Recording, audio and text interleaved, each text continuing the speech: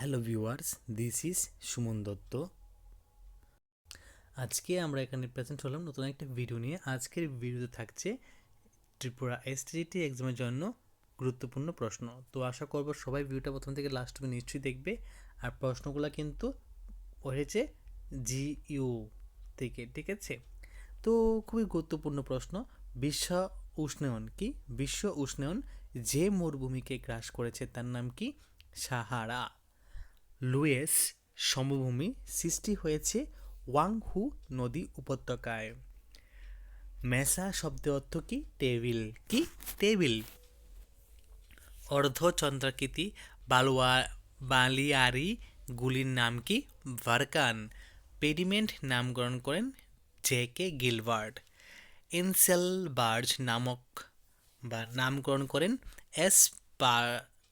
S পাজার্স। বিশ্বের বৃহত্তম মরুভূমি হল কোনটি? সাহারা। লুয়েস শব্দটি প্রথম ব্যবহার করেন ভন রিক টু ফ্যান। রাজস্থান মরুভূমি চলন বালুয়ারিকে কি বলা হয়? দ্রিয়ান। বিশ্বের শুষ্কতম মরুভূমি হল কোনটি? আটাকামা। কি? আটাকামা।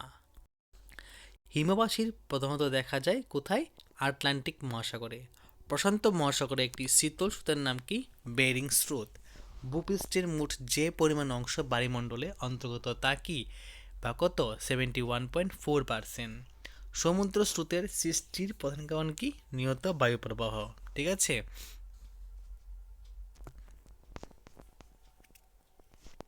কোথায়?